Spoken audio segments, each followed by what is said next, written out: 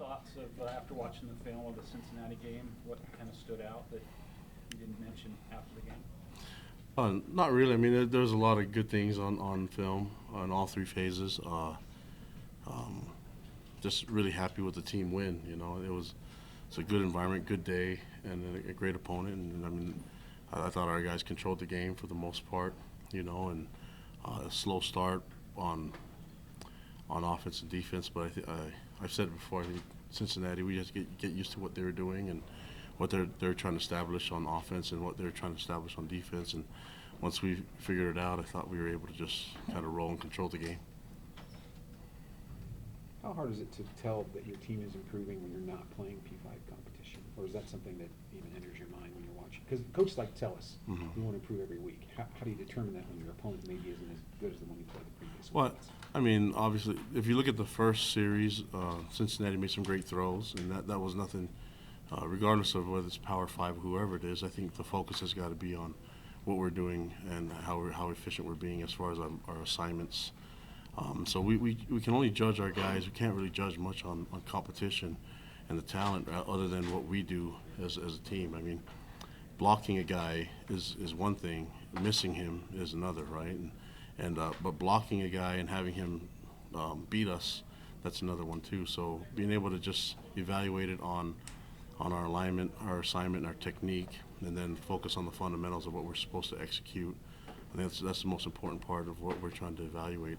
And you never really use the other team's talent or skill as a reason of why we didn't do it. I mean, that's when we have penalties, whether you hold a guy or chop block the guy, it doesn't really matter if he's a Power 5 guy or All-American or if he's a third stringer. You know, you shouldn't have made that mistake. You know what I mean? So just being able to control the stuff that we can control and try to win the matchups that we have. It's been the key, and most of that's just focusing on what we do as a team.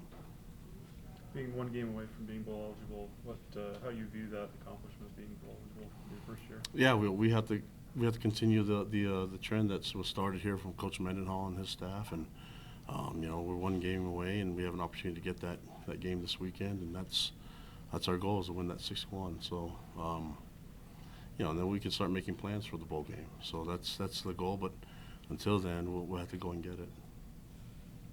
How will your approach change, if all, for playing an FCS game this week? Not at all. I mean, I've talked about it before as respecting our opponents, and you know, looking at what Southern Utah did last year and having the guys go on to the next level that they had last year, and actually knowing the guy that was mostly responsible for that and having him on our staff is a huge benefit. But I've coached at that level before too, and there's a lot of great players there and a lot of great coaches. So yeah, we're planning on just doing our best and then playing and giving them our best shot. I know we'll get theirs, and having that be the focus. We rarely have just focused on where the conference, what type of team and what conference they belong to, and how many scholarships they have and stuff like that. That's not what we focus on. We focus on what we're trying to do as a team, and respecting the game, and part of that is respecting your opponents and preparing the right way. Coach Detmer talked about implementing Tanner a little bit more into the offense. Have you talked about how that's going to be in the next few weeks? Oh, we'll talk about it a little bit more. I mean, Coach Detmer's job is to control the offense and to coach it how he sees fit, you know, and we've communicated a bunch of things before the season, during the season, and even now, and his decisions that he makes, it will be something that I support. So we'll see what happens. In respect to Squally and Austin McChesney, those guys were injured in the game. Do you expect them to be able to play Saturday? Has there been any decision? Not McChesney. It's unfortunate. He's going to require surgery, you know, but he's playing great football and got a pick, you know, and it's an unfortunate injury that happened, but he won't be back this year, and Squally we'll plan on having Squally back this weekend. And then there's some other guys that are just kind of still wait and see. Was Jamal 100%? Do you feel like going into the game? When we went out for a series? I thought he was close, you know, to 100%. And then he had a couple. I mean, you saw had a couple issues with that leg, and but we'll work with it and see how he progresses. Obviously, he's not feeling as great as he should on on Monday, but maybe by the time we hit Thursday, Friday, he's going to have to practice in order for us to play him, though. So we'll see how it goes. Since you coached at Southern Utah, does this game have any extra meaning for you at all? I mean, yeah, there's a connection there, but we want to win the game, and it just happens to be against an opponent that we know people there, and I have a background. My oldest child was born in Cedar City, and I coached Elisa Tuyaki down there in Southern Utah, so there's a connection, and there's a lot of people on that team that we know, that I know personally, and coaches, and so this is just it's gonna be another game, but we just happen to know the people on the other side. And I've said it before, we'll be friends before, and we'll be friends afterwards. But the game is about the young men on the field, and trying to do what they can to get our sixth win as a BYU football team. You coached Elisa Mhm. at SUU? Yep. How was he as a player? He was really good player, I mean, I think he'll tell you he was better than what he really was. But no, he did everything we asked. I mean, he played tailback, a little fullback, and then he started for us there, and he was a captain, so he's a great leader. And but I've known him since we were kids, so being able to boss him around, I was doing that when we were little kids anyway, so it kind of fit. But he was great, and we loved our time down there at Cedar City, and we appreciate having that in our football background. There are a lot of things that impact the effectiveness of a player, and we talk about their training and weightlifting and Mhm. practice and all that, but things like getting enough sleep and nutrition, how closely can you monitor those things, or are they kind of on their own to make sure they take care of those aspects? Well, we monitor a lot of the things, but I think that I don't know. We can't make every decision for every young man. We teach them what we can, and let them govern themselves basically. But we give them the guidance and the resources to be a great athlete here.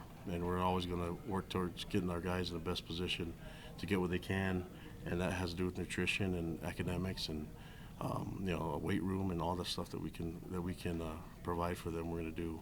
And as a head coach, my job is to make sure that their transition as a student athlete goes smoothly here, that they perform well in every aspect of their life, not just on the football field. Has the training table changed since you were here?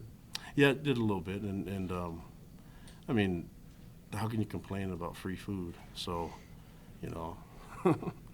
I gained tons of weight when I was here as a student athlete with the free food, so I took advantage of it, and I think the guys here are the same. So, the nutrition's it's always improved. We have great nutritionists. We have people that understand, how to get our guys to perform at the top level, and I thank the administration, everyone involved that gives us that opportunity to use those resources. Better than MTC food?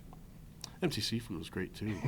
You're talking to a guy that has basically been raised on free food, so I'm good. Any other questions? You already mentioned Austin a little bit.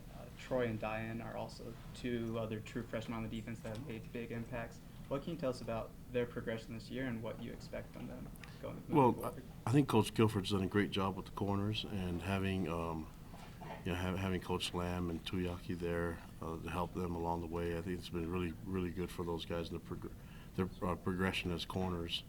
But they also have great leadership. You look at Micah Hanneman, that's played cornerback, and you look at Mike Shelton, a lot of guys that have a lot of experience. They've all bought in and teaching the guys as much as they know, and I mean, even competing with each other. But when you have mentors and leaders on the field that are willing to help out the young guys and see them flourish, I think they take a lot of pride in raising these guys and teaching them the right way. But they have great coaches, and they're performing really well, and we can get them in position to get more picks and get more touchdowns will be good. How does the play of the safeties affect them, make them more aggressive, knowing that they got two ball hawks in the back? Yeah, I mean, I think Kai gives us a lot of confidence. I mean, he understands instinctively. He understands how it works on the defensive side, and he and Micah do a great job at controlling the coverage. But A lot of that has to do with the whole defense altogether, the backers underneath coverage, and then the D-line getting some pressure. So when we're able to all function effectively together, then usually the result ends up well for us. And we've done a great job so far this year of creating big plays and getting some big stops. And I think they're starting to feel a lot more comfortable in the scheme. I'm talking about all 11 guys on the field, and we'll just keep working through it, and hopefully we get better and better every week. What do you like most about what your defense did against Cincinnati, just giving up the 3 points on the initial drive?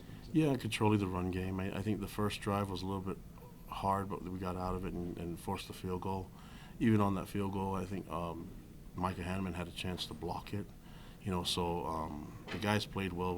We just had to get out a couple third downs, and they settled down and played really effective defense, meaning assignment sound defense, and didn't make many mistakes, and they tackled well. And I mentioned before, the D-line performed really, really well. And to have them control the run game is huge for us, and that's going to be a big thing for us in this defensive scheme moving forward from here. Cool. All right, thank you. All right, thank you, guys.